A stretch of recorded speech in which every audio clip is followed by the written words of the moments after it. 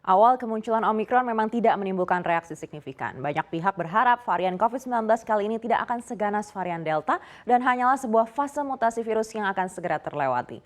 Namun ternyata di pertengahan bulan Januari 2022, penyebaran Omikron semakin masif. Seperti apa kondisi dunia menghadapi Omikron saat ini, kita akan cek bersama dalam Omikron semakin merajalela di dunia. Kita lihat slide yang pertama. Pertama kita akan cek seperti apa kondisi kasus Omikron di dunia menurut WHO. Dalam 30 hari terakhir sudah ada 357.000 penambahan kasus Omikron di dunia. Ini tentu diprediksi lebih banyak lagi saat ini karena masih ada negara-negara yang juga belum mencatatkan secara akurat atau belum diupdate datanya. Nah, tingkat kematian di kisaran 48.000 per minggu. Memang kalau dibandingkan dengan varian sebelumnya yang mempengaruhi dunia global secara signifikan yaitu varian Delta, Omikron ini memang belum sampai sebegitunya. Namun ya kita harapkan tidak akan menuju ke sana ya. Karena kalau kita ingat di kisaran bulan Juli tahun 2021 ini perekonomian Indonesia kembali lagi terdampak karena Delta. Kita harapkan Omikron tidak akan membawa kita kembali ke sana.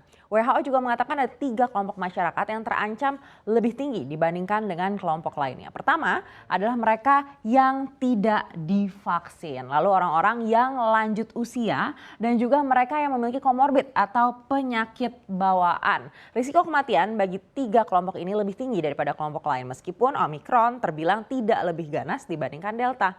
Lalu negara-negara mana yang memiliki kasus Omikron tertinggi? Kita akan cek slide berikutnya.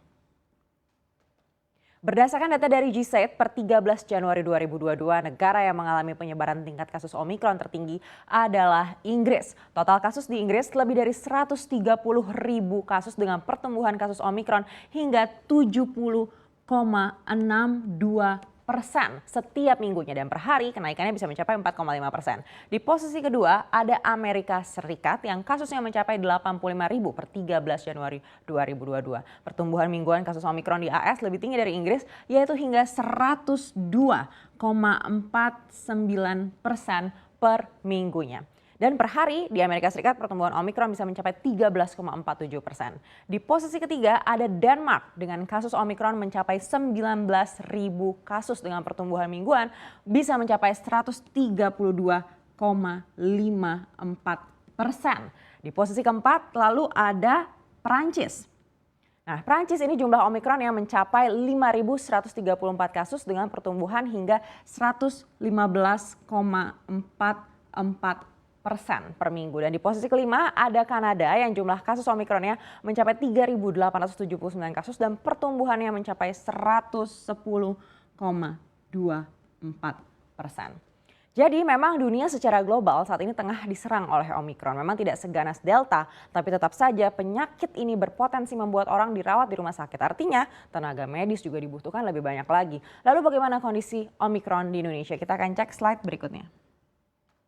Mengacu pada data dari Kementerian Kesehatan atau Kemenkes, per 10 Januari 2022 terjadi penambahan 92 kasus terkonfirmasi Omikron. Sehingga total ada 506 kasus Omikron di Indonesia dan 422 kasus ini berasal dari PPLN atau pelaku perjalanan luar negeri dan 84 kasus adalah transmisi lokal. Untuk itu berdasarkan surat edaran Satgas Penanganan COVID-19 nomor 1 tahun 2022 diberlakukan sejumlah aturan bagi pelaku perjalanan luar negeri. Bagi mereka yang berasal dari 14 negara dengan tingkat Omikron tinggi seperti Inggris, Denmark, Perancis, Afrika Selatan dan lain-lain ini wajib karantina 10 hari di hotel. Sebelumnya malah hingga 14 hari begitu ya, ini sudah dilonggarkan sedikit. Karena memang harus diakui penyebaran tertinggi ini berasal dari orang yang pulang dari luar negeri. Memang karena kadang gejalanya tidak terlalu signifikan begitu ya, sehingga dianggap enteng, namun tetap saja penyebarannya terus berlanjut. Dengan adanya penambahan kasus Omikron ini di Indonesia, total kasus positif COVID-19 ini berjumlah 4.268.097 kasus. Indonesia secara global berada di nomor 14 kasus COVID-19 terbesar di dunia dan nomor 4 tertinggi di Asia. Karena beberapa negara di Asia ini juga masih banyak yang berjuang melawan varian Delta seperti India yang juga disebut sebagai pusat penyebaran varian Delta, lalu Turki dan juga Iran. Nah, di tengah penyebaran Omikron yang masif ini, beberapa pihak justru memprediksi Omikron mungkin akan segera menjadi endemik. Apa bedanya? Kita akan cek slide berikutnya.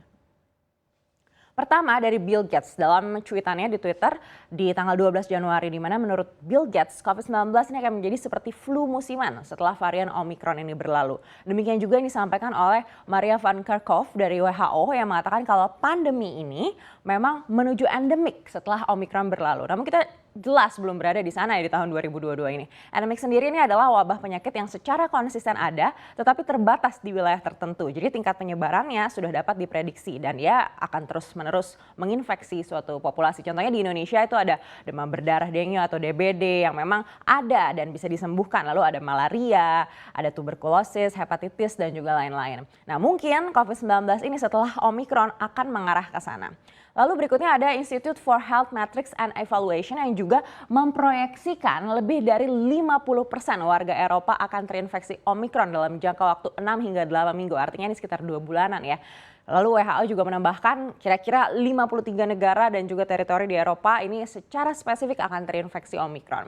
Berikutnya juga dari dalam negeri ada Menteri Koordinator Maritim dan Investasi Luhut Binsar Panjaitan yang juga menyampaikan kalau puncak kasus Omicron akan terjadi pada awal Februari 2022 ini. Jadi kita tidak perlu panik, hanya perlu waspada saja. Menurut Menteri Kesehatan juga kasus varian Omicron ini mungkin jumlahnya akan lebih tinggi daripada varian Delta. Tapi yang memerlukan perawatan medis, rawat inap, ini diprediksi akan lebih sedikit. Gejalanya juga bisa dibilang ringan begitu ya, tapi bukan berarti boleh dianggap enteng. Jadi jangan lupa untuk selalu menjalankan protokol kesehatan. Kita harapkan yang terburuk sudah kita lewati ketika varian Delta tahun lalu. Dan semoga Omicron bisa dihadapi dengan optimisme dan berakhir lebih baik.